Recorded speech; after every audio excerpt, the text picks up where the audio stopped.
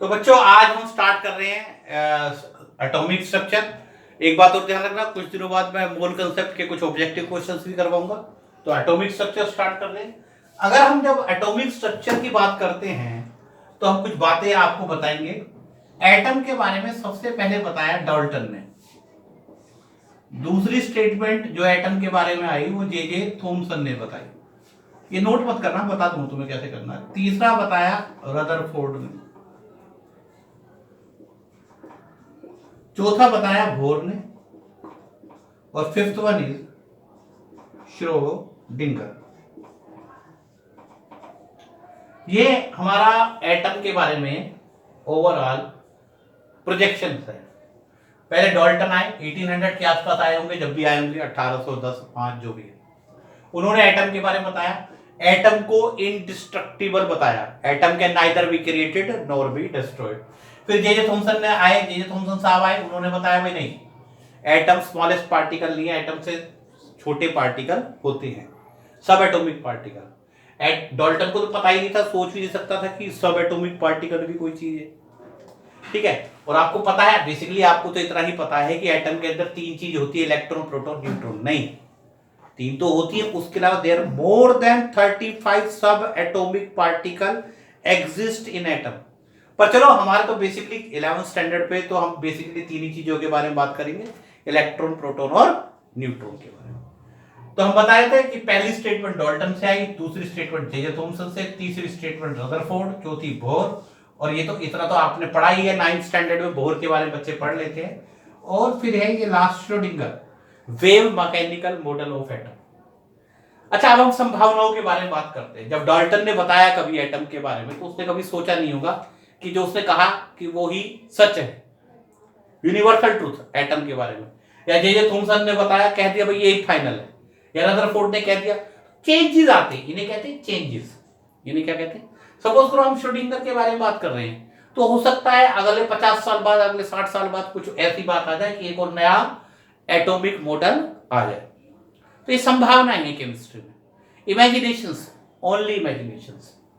अच्छा, अब एक बहुत इंपॉर्टेंट क्वेश्चन हम बताते हैं बच्चों को, कई बार बताते हैं भाई हम ये पढ़ चुके हैं, थोड़ा बहुत ये भी पढ़ चुके हैं, ये हल्का फुल्का पढ़ चुके हैं, हम ये क्यों नहीं पढ़ते? हम आपको इतनी हिस्ट्री क्यों पढ़ा रहे हैं?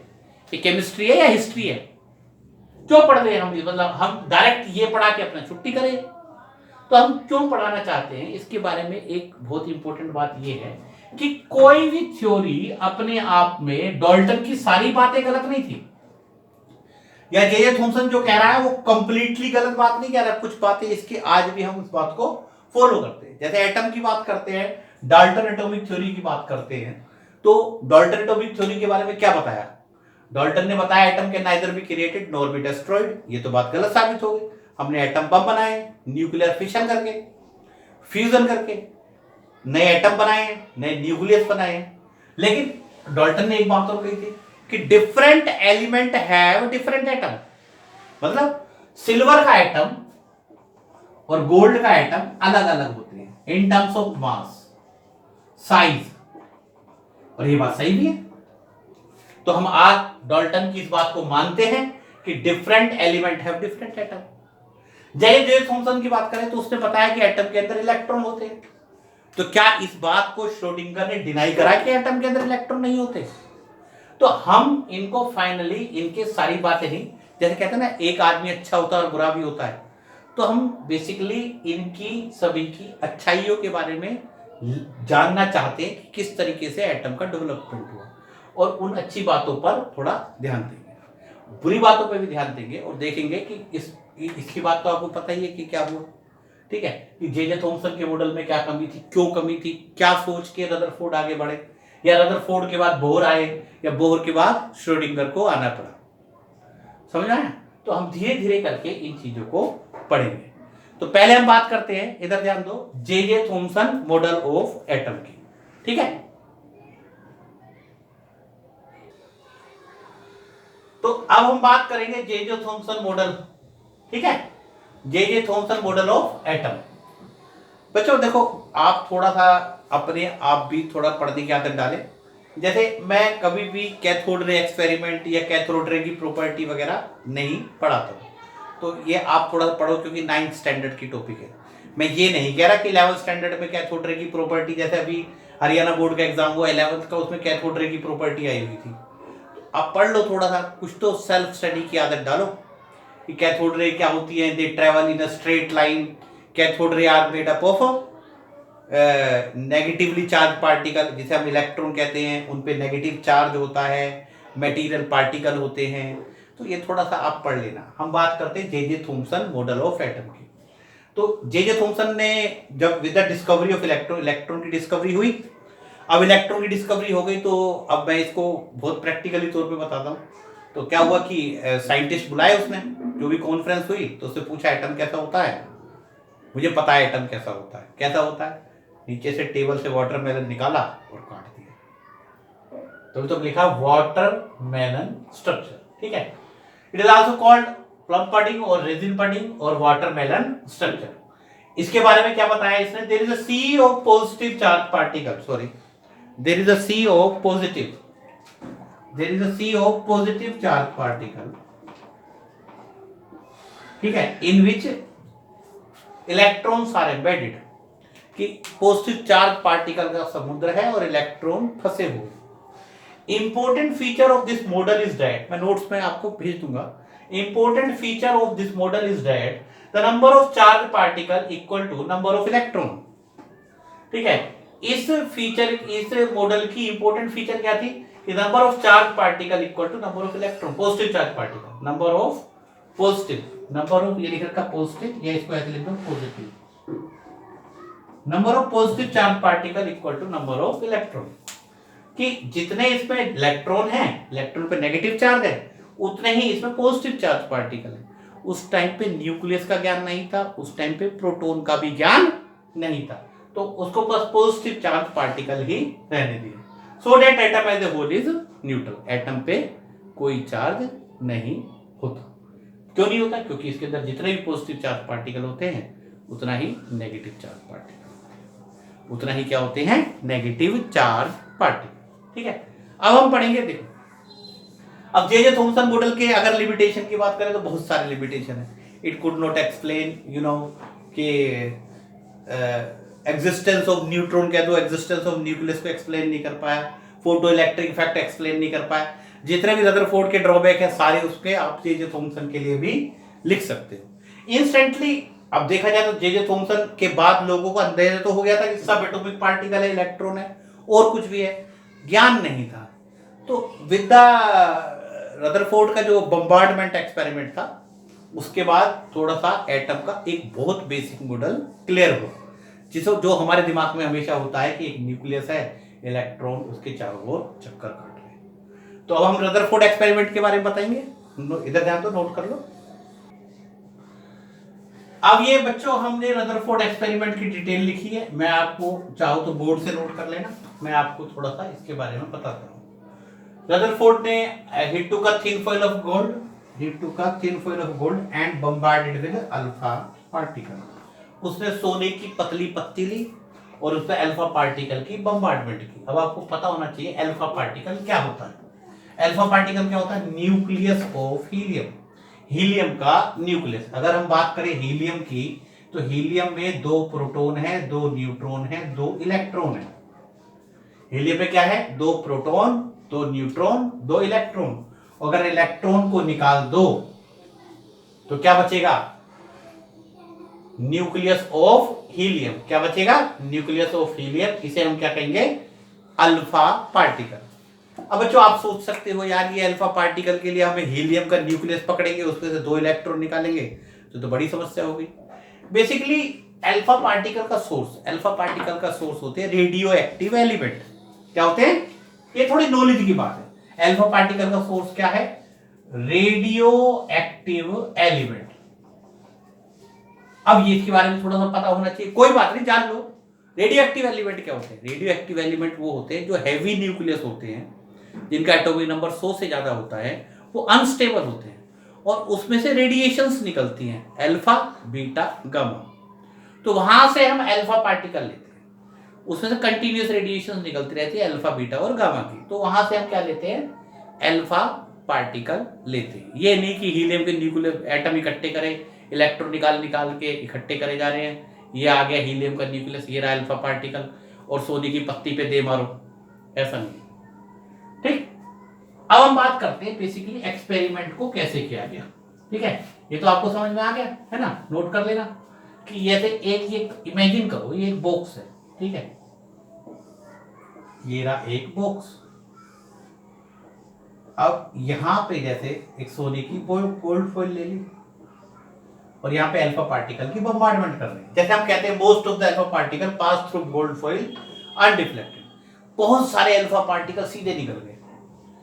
अब फ्यू 1 आउट ऑफ 10,000, अब देखो गिन रहे हैं 10,000 में से एक, 10,000 में से एक काफी तो सीधे निकल गए, 10,000 में से एक यहाँ या यहाँ चला जाता है, और 20,000 में से एक बाउंस बैक होता है। 20,000 में से एक क्या होता है, बाउंस बैक हो गया, बाउंस बैक। अब आप ये क्वेश्चंस करोगे भाई कैसे पता लगा, कैसे पार्टिकल के काउंट तो हम रेडियो एक्टिव डिके, मैंने बताया ना अभी बताया था, हैवी न्यूक्लियस अनस्टेबल होते हैं, उसमें से रेडिएशंस निकलती है, तो हमें पता होता है कि कितनी रेडिएशंस निकलती है, तो हमारे पास सोर्स होता है कि हमारे पास अल्फा पार्टिकल कितने हैं। अब ये कैसे काउंट करेंगे, तो बेसिकली क्या करते हैं, चारों तरफ फोटोग्राफिक फिल्म होती है। क्या होती है, फोटोग्राफिक फिल्म। फोटोग्राफी याद हो, बहुत पहले, अब तो डिजिटल फोटो है, पहले फोटोग्राफी रील आती थी, याद करो, उसे कैमरे में लगाते थे, क्लिक करते थे, फिर उसे धुलवाते थे, तो उस रील पे क्या होता है, जहां पे पर्टिकुलर जगह पे लाइट पड़ती है वहां पे स्पॉट आ जाता है, समझ ना, तो उसकी लेयर चारों तरफ है, और यहाँ पे एक होल है, वहां से अल्फा पार्टिकल आ रहे हैं, हमने सपोज करो 1 करोड़ या कई करोड़ भेज दिए, उसके बाद देखा यहाँ पे कुछ स्पॉट्स है, स्ट्रेट भी कुछ स्पॉट्स है। ठीक है, तो उसके बेस पे हमने ये सारी ऑब्जर्वेशन करी कि ज्यादातर अल्फा पार्टिकल सीधे निकल गए, 10,000 में से एक एंगल के साथ रिफ्लेक्ट हो रहा है, और 20,000 में से एक वापस बाउंस बैक हो रहा है, वापस टकरा के एकदम 180 के एंगल पे जहां से आ रहा था उसी डायरेक्शन में चल गया।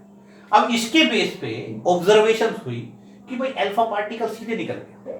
अल्फा पार्टिकल सीधा निकलने का मतलब क्या है, एक ये सोने की पत्ती हाथ है, हाथ में से कोई चीज पार हो रही है, इसका मतलब हाथ के अंदर क्या है, खाली जगह। ठीक है, तो इसके बेस पे जैसे अगर हम बात करें एक बेसिक एक गोल्ड के एटम की बात कर रहे हैं, तो बहुत सारे गोल्ड के एटम मान के चलो, बहुत ये न्यूक्लियस इस तरीके से, ये एटम ये न्यूक्लियस है ना, तो अगर अल्फा पार्टिकल आएगा तो न्यूक्लियस के बीच में, न्यूक्लियस और इलेक्ट्रॉन के बीच में खाली जगह, तो अगर वो स्ट्रेट जा रहे हैं तो वो न्यूक्लियस और इलेक्ट्रॉन के बीच की जो खाली जगह है वहां से जा रहे हैं। अब इलेक्ट्रॉन बहुत हल्का होता है, उसकी इतनी औकात नहीं होती कि वो इलेक्ट्रॉन जो होता है वो न्यूक्लियस को, अल्फा पार्टिकल को रोक सके। अल्फा पार्टिकल और न्यूक्लियस में इतना फर्क होता है जितना एक चींटी और एक डायनासोर में हो सकता है, इससे भी ज्यादा फर्क हो। तो अगर सपोज करो इलेक्ट्रॉन आ भी रहा है तो वो अल्फा पार्टिकल का कुछ नहीं कर पा रहा, लेकिन हाँ अगर अल्फा पार्टिकल के रास्ते में ये न्यूक्लियस आ गया, न्यूक्लियस पे पॉजिटिव चार्ज होता तो जाहिर सी बात है अगर एकदम स्ट्रेट आ गया तो बैक जाएगा, और यहां वहां थोड़ा सा हुआ तो इस तरीके से डिफ्लेक्ट हो जाएगा, और एग्जैक्ट सीधा आया तो वापस चला जाएगा। तो इसके बेस पे देखो most of the alpha particle, इधर ध्यान दो, most of the alpha particle, अगर हम इसी की बात करें इसके बेस पे हम क्या कर सकते हैं, इधर ध्यान दो, most of the alpha particle, मैंने इस पे पॉइंट्स बताए कि most of the alpha particle pass through gold foil undeflected. जैसे सपोज करो हम कह रहे हैं थिन फॉइल ऑफ गोल्ड है, तो थिन फॉइल ऑफ गोल्ड में इस तरीके से मान लीजिए एटम्स है, ठीक है, इस तरीके से एटम्स है बहुत सारे है ना, और ये न्यूक्लियस है। तो आपको पता है, ये तो खैर हम सबको पता है कि अब न्यूक्लियस बीच में होता है। अब क्या होता है कि most of the alpha particle pass through gold foil undeflected, इसका मतलब क्या है, most of the part of the atom is empty. फिर दूसरा पार्ट क्या है, a few alpha particle deflected with some angle, कुछ अल्फा पार्टिकल ठीक है डिफ्लेक्ट हो रहे हैं, या कुछ अल्फा पार्टिकल बाउंस बैक हो रहे हैं। बाउंस बैक का मतलब जिस तरीके से आए हैं एट द एंगल ऑफ 180 वापस जा रहे हैं, ठीक है। तो बाउंस बैक का मतलब सीधा सीधा है कि अच्छा अल्फा पार्टिकल में मैंने बताया था आपको क्या होता है, अल्फा पार्टिकल पॉजिटिव चार्ज होता है, ठीक है, अब पॉजिटिव चार्ज है, बाउंस बैक हो रहा है, इसका मतलब क्या है, there must be a heavily positive charge, a heavily positive charge body present at the center of atom and which contain most of the mass of the atom। ठीक है, कि अगर अल्फा पार्टिकल बाउंस बैक हो रहे हैं तो इसका मतलब क्या है कि एटम के सेंटर में, एटम के सेंटर पे एक हेवीली पॉजिटिव चार्ज बॉडी है और जिसके पास एटम का ऑलमोस्ट सारा मास है, which contain most of the mass of the atom. तो ये रदरफोर्ड का एक्सपेरिमेंट है, उसके ये कंक्लूडिंग पार्ट है, उसका ये क्या है, कंक्लूडिंग पार्ट। समझा? There must be a heavily positive charge body present at the centre of atom which contain most of the mass of the atom. देखो बच्चों, आज हम जो एटम के बारे में सोचते हैं ना, और जो रदरफोर्ड के टाइम पे था, रदरफोर्ड के टाइम पे ये नहीं था कि उसे पता था न्यूक्लियस होता है। बेसिकली एक क्वेश्चन भी बनता है कि हु डिस्कवर्ड न्यूक्लियस, न्यूक्लियस की डिस्कवरी की किसने की, तो न्यूक्लियस की जो डिस्कवरी की वो रदरफोर्ड ने की। उससे पहले हमें न्यूक्लियस के बारे में ज्ञान ही नहीं था। अच्छा एक बात और बता रहा हूँ, एक बार जैसे कई बार कंफ्यूजन हो जाता है, बायोलॉजी में पूछते वो डिस्कवर न्यूक्लियस, तो उसका आंसर है रॉबर्ट ब्राउन। तो केमिस्ट्री का न्यूक्लियस अलग है और फिजिक्स और बायो का न्यूक्लियस अलग है, तो कंफ्यूज मत हो जाना। बायो वाले बच्चे नॉर्मली कई बार ऐसा होता है, कंफ्यूजन हो जाती है, न्यूक्लियस तो किसकी बात हो रही है, एटम के न्यूक्लियस की बात हो रही है या सेल के न्यूक्लियस की बात हो रही है। तो हमें अब भले ही ये सिंपल लग रहा है, उस टाइम पे ये अपने आप में एक रेवोल्यूशनरी कदम था, जो ये रदरफोर्ड का थिन फॉइल गोल्ड जो एक्सपेरिमेंट था वो। ठीक है, कि एक अल्फा गोल्ड फॉइल है, उसमें अल्फा पार्टिकल मारे, जब पता लगा सारे पार निकल गए, फिर देखा सारे पार नहीं निकल रहे, एक आधा यहाँ जा रहा है, एक आधा यहाँ जा रहा है, फिर एक आधा वापस भी आ रहा है। ठीक है, तो उसके बेस पे अंदाजा लगा रहे भाई सारे पार्टिकल पार क्यों हो रहे, मोस्टली पार्टिकल पार क्यों हो रहे, एटम के अंदर खाली जगह, बाउंस बैक क्यों हो रहे, कि एटम के सेंटर पे एटम का ऑलमोस्ट सारा मास है and it contain positive charge. अब ये कैसे पता लगा पॉजिटिव चार्ज होता है, भाई सीधी सी बात है, मैंने आपको बताया था अल्फा पार्टिकल पे भी क्या होता है, पॉजिटिव चार्ज, और सेम चार्ज क्या करते हैं आपस में, सेम चार्ज क्या करते हैं आपस में, रिपेल करते हैं। तो अल्फा पार्टिकल किससे रिपेल होगा, अल्फा पार्टिकल किससे बाउंस बैक होगा, अल्फा पार्टिकल किससे डिफ्लेक्ट होगा, किसी भी हैवीली पॉजिटिव चार्ज बॉडी से। बात समझ आ रही है, हैवीली पॉजिटिव चार्ज बॉडी से डिफ्लेक्ट होगा।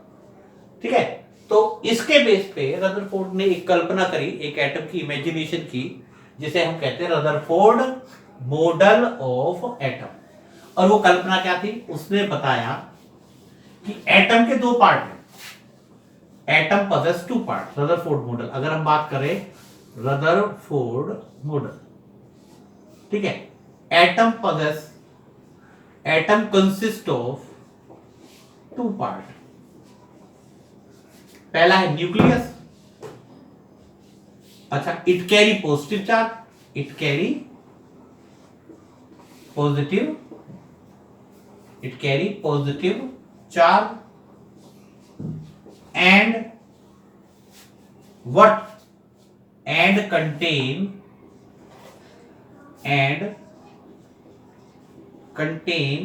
most of the mass of the atom, most of the mass of atom। ठीक है, उस टाइम पे प्रोटॉन का भी ज्ञान नहीं था, उस टाइम पे प्रोटॉन का ज्ञान नहीं था। दूसरा है extra nuclear part, extra in which electron revolve around nucleus। तो ये हमारा हुआ what, Rutherford model of atom. ठीक है, अब बच्चों मैं आपको इसके बारे में कुछ बातें और बता रहा हूं। कंपटीशन के नाम पे कई बार क्या होता है, टीचर जैसे ये जो है एटॉमिक स्ट्रक्चर का कुछ पार्ट मॉडर्न फिजिक्स में 12th में पढ़ाया जाता है, तो इसके बारे में बहुत सारी एक्सपेरिमेंट डिटेल आप 12th फिजिक्स में पढ़ोगे।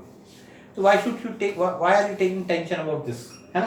कुछ एक्सपेरिमेंट्स हैं, कुछ ऐसे जैसे कुछ टर्म्स आती है, nearest sorry distance of closest approach, एक जैसे कुछ टर्म्स है इसमें, डिस्टेंस ऑफ क्लोजेस्ट अप्रोच, कि जब एटम अल्फा पार्टिकल है उसकी बम्बार्डमेंट करते हैं तो वो न्यूक्लियस के कितने पास जाता है, that is called distance of closest approach. और बहुत सी टर्म्स है, आप ये सारी टर्म्स आप फिजिक्स में 12th में पढ़ोगे, ठीक है।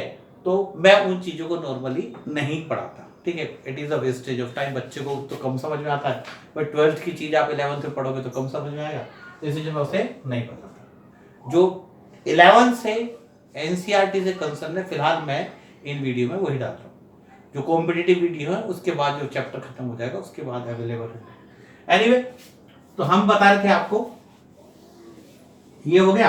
अब हम आपको कुछ टर्म्स बताएंगे, ये रदरफोर्ड का एटम हो गया, कुछ टर्म्स बताएंगे जैसे आपको पता होना चाहिए। Atomic number that is Z, it is equal to, पता होना चाहिए, it is equal to number of proton which is equal to number of electron in neutral atom।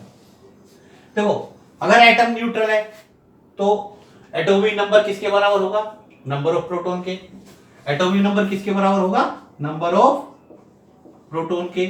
या हम कह सकते हैं प्रोटॉन इलेक्ट्रॉन के बराबर होते हैं तो नंबर ऑफ इलेक्ट्रॉन भी कह सकते हैं, लेकिन बशर्ते उस टाइम एटम पे कोई चार्ज ना हो। तो एटॉमिक नंबर क्या हो गया, number of proton which is equal to number of electron. फिर एक चीज होती है मास नंबर। देखो, मास नंबर और एटॉमिक मास फर्क है एक। तो मास नंबर क्या होता है, it is equal to number of proton and number of neutron.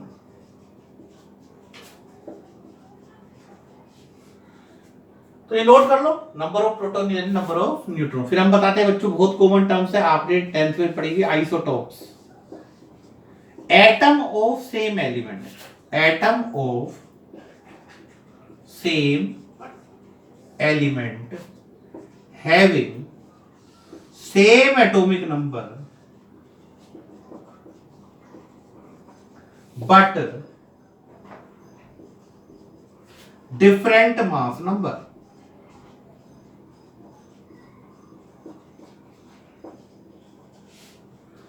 Same atomic number है, सेम एलिमेंट है तो सेम एटॉमिक नंबर होगा भाई, सेम एलिमेंट है सेम एटॉमिक नंबर है, बट मास नंबर क्या हो जाता है, डिफरेंट, ठीक है। तो जैसे एग्जांपल बात करते हैं कार्बन का, मोस्ट कॉमन कार्बन 12, कार्बन 14, 6, ठीक है, कार्बन 12। अब इसकी बात करें, एटॉमिक नंबर सेम है, एटॉमिक नंबर सेम है तो प्रोटॉन भी सेम होंगे, प्रोटॉन सेम है तो इलेक्ट्रॉन भी सेम होंगे। तो डिफरेंट क्या है, एक तो मास नंबर, और एक चीज और डिफरेंट है, इसमें मास नंबर में से एटॉमिक नंबर माइनस करेंगे तो क्या आ जाएगा, नंबर ऑफ न्यूट्रॉन। तो यहां नंबर ऑफ न्यूट्रॉन 6 है, यहां नंबर ऑफ न्यूट्रॉन 8 है। अगर हम बात करें आइसोटोप्स में, सेम क्या क्या होते हैं, कार्बन है, कार्बन 12, ठीक है, ये कार्बन 12, कार्बन 14, तो नंबर ऑफ प्रोटॉन सेम, ठीक, नंबर ऑफ प्रोटॉन क्या है, सेम है, that is 6, number of electron 6, number of neutron यहां 6 है लेकिन यहां 8 है, और मास नंबर कितना, 12। तो बेसिकली हम कह देते हैं, क्या कह देते हैं कि एटम में क्या है, सेम एटॉमिक नंबर है, मास नंबर तो डिफरेंट है ही है। हम एक चीज और कह सकते हैं कि इनमें न्यूट्रॉन भी डिफरेंट होते हैं। तो यहां से आपको पता लग रहा है एटॉमिक नंबर सेम है, प्रोटॉन भी सेम होंगे, इलेक्ट्रॉन भी सेम होंगे, मास नंबर डिफरेंट है और न्यूट्रॉन भी डिफरेंट है। अच्छा बच्चों, एक बात और बताता हूँ, एक क्वेश्चन एनसीईआरटी का मैं भूल गया, एक्सरसाइज में देख लेना, मिल जाएगा, कि जैसे हम बात करते हैं किसी भी एटम को, जैसे कार्बन, कार्बन को हम इस तरीके से तो प्रेजेंट कर सकते हैं, कार्बन 12, ठीक है, लेकिन कार्बन को हम इस तरीके से प्रेजेंट नहीं कर सकते। या जैसे नाइट्रोजन है, नाइट्रोजन को हम इस तरीके से प्रेजेंट कर सकते, ठीक है, नाइट्रोजन को हम इस तरीके से प्रेजेंट नहीं कर सकते। क्यों नहीं कर सकते, इसका आंसर यहीं पर ही है कि नाइट्रोजन के 2 आइसोटोप्स है। अब जैसे हमने ऐसे लिख दिया नाइट्रोजन 7, तो नाइट्रोजन 7 के 2 मतलब हो सकते हैं कि कौन सा वाला 7, 14 वाला 7 या 15 वाला 7। लेकिन अगर हमने नाइट्रोजन 14 लिखा तो पक्का है इसमें तो यहां 7 ही होगा, या नाइट्रोजन 15 लिख दिया तो पक्का है तो 7 ही है। नाइट्रोजन का एटॉमिक नंबर थोड़ा चेंज हो सकता है, नहीं समझे भाई। एक एटम के 2 मास हो सकते हैं, आइसोटोप यही तो है, एक ही एटम के 2 अलग अलग एटॉमिक मास या एटॉमिक मास नंबर हो सकते हैं, बट नंबर ऑफ प्रोटॉन अलग नहीं हो सकते। जैसे कार्बन है, आपने कार्बन 6 लिखा तो कार्बन 6 से तो पूछा जाएगा ये कार्बन 6 कौन सा है। ये कार्बन 6 कार्बन की सारी इंफॉर्मेशन नहीं दे रहा, लेकिन यहां आपने कार्बन 12 लिख दिया या कार्बन 14 लिख दिया तो इससे सारी इंफॉर्मेशन आ गई। हाँ भाई ये कार्बन 12 वाला कार्बन है, कार्बन 14 वाला कार्बन है, कार्बन 12 और कार्बन 14। अरे बच्चों एक क्वेश्चन और है मेरे दिमाग में, हालांकि बहुत कॉमन क्वेश्चन है, ये नोट कर लेना सारा, है ना, आइसोटोप्स वगैरह ये कॉमन टर्म है। एक क्वेश्चन बड़ा कॉमन सा क्वेश्चन है बच्चों को, आपको पता होना चाहिए। क्वेश्चन क्या है कि कौन सा एटम ऐसा है, जैसे एटम के अंदर आपको पता है 3 चीज होती है, इलेक्ट्रॉन, प्रोटॉन और न्यूट्रॉन। एक एटम ऐसा भी है जिसके अंदर सिर्फ इलेक्ट्रॉन और प्रोटॉन होता है, उसके अंदर न्यूट्रॉन नहीं होता। तो कौन सा एटम है, वो है हाइड्रोजन। हाइड्रोजन में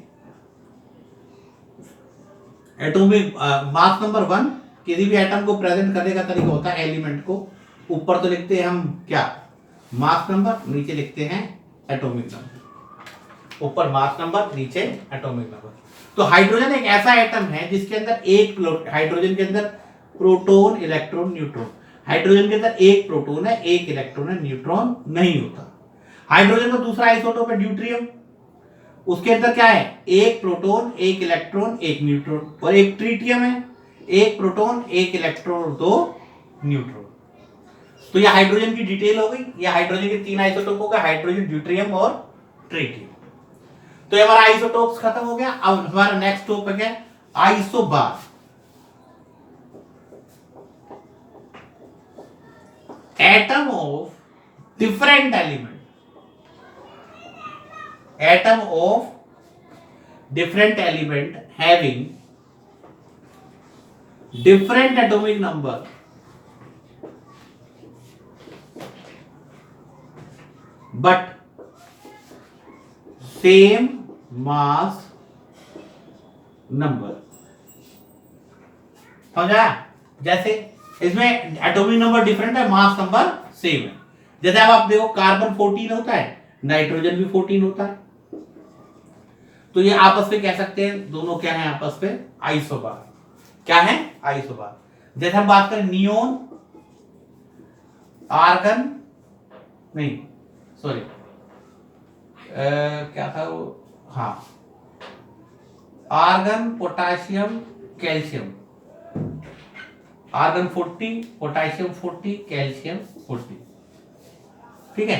तो तीनों के क्या है, तीनों के मास नंबर क्या है, मास नंबर क्या है, सेम है। एटॉमिक नंबर इसका 18, इसका 19, इसका 20, तीनों अलग अलग हो गए। आर्गन 40, पोटाशियम 40, कैल्शियम, और दे सकते हो बहुत सारे एग्जांपल है, जैसे कार्बन का बता दिया मैंने आपको। तो इस तरीके से ये क्या हो गए, आइसोबार। क्या हो गए, आइसोबार।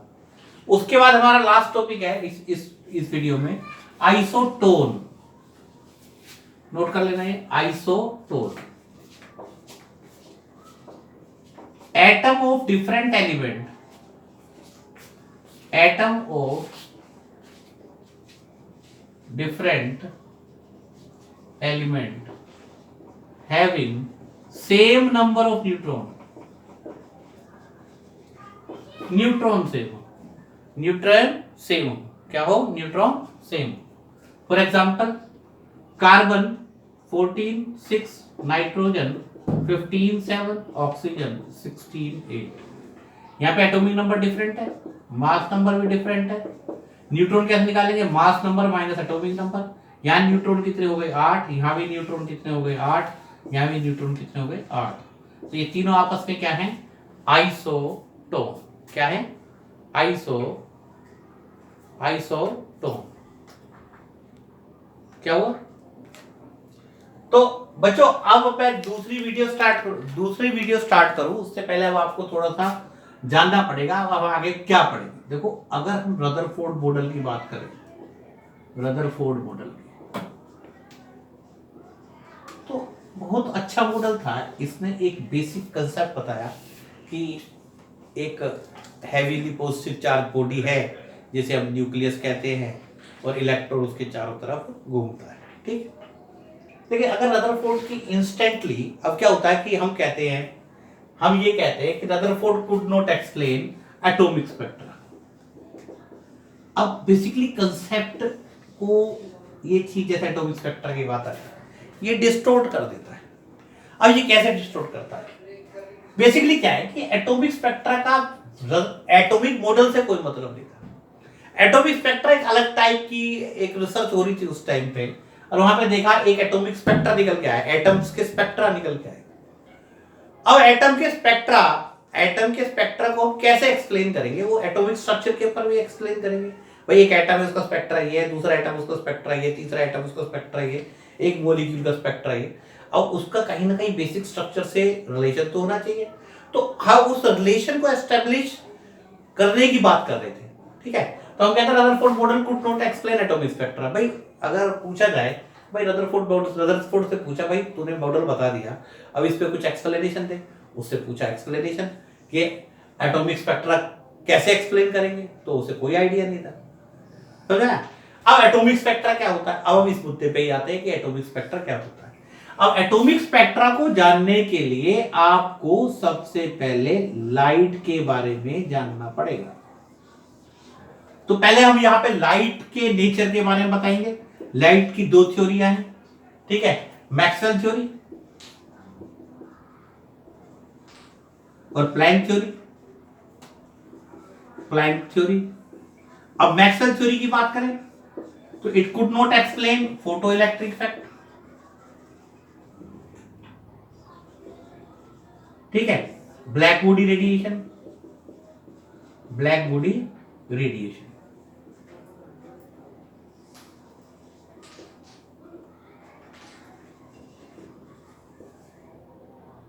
अगर आप एटॉमिक स्पेक्ट्रा को जानना चाहते हो तो पहले लाइट के बारे में जानेंगे। लाइट में पहले हम क्या बात करेंगे? मैक्सवेल थ्योरी की बात करेंगे। Maxwell theory could not explain atomic spectra, sorry photo electric effect, black body radiation. पहले हम मैक्सवेल के बारे में पढ़ेंगे, फिर फोटो इलेक्ट्रिक इफेक्ट के बारे में पढ़ेंगे, फिर ब्लैक बॉडी रेडिएशन के बारे में पढ़ेंगे, फिर ये पढ़ेंगे कि मैक्सवेल इनको क्यों नहीं एक्सप्लेन कर पाया था। फिर हम पढ़ेंगे प्लैंक क्वांटम थ्योरी के बारे में। प्लैंक क्वांटम थ्योरी पढ़ने के बाद एटॉमिक स्पेक्ट्रा के बारे में पढ़ेंगे। ध्यान दो, पहले मैक्सवेल के बारे में पढ़ेंगे, ये फेलियर है, इसका फेलियर ये है और ये है। तो मैक्सवेल थ्योरी पढ़ने के बाद हम पढ़ेंगे फोटो इलेक्ट्रिक इफेक्ट और ब्लैक बॉडी रेडिएशन। फिर ये देखेंगे Maxwell theory Maxwell could not explain photo electric effect and black body radiation. फिर प्लैंक क्वांटम थ्योरी पढ़ेंगे। प्लैंक क्वांटम थ्योरी पढ़ने के बाद हम क्या पढ़ेंगे? Atomic spectra. फिर एटॉमिक स्पेक्ट्रा पढ़ने के बाद हम ये देखेंगे कि रदरफोर्ड एटॉमिक स्पेक्ट्रा में ऐसा क्या था जो उसे एक्सप्लेन नहीं कर पाया। तो जो नेक्स्ट हमारा जो वीडियो होगा वो स्टार्ट होगा लाइट को लेके। Thank you.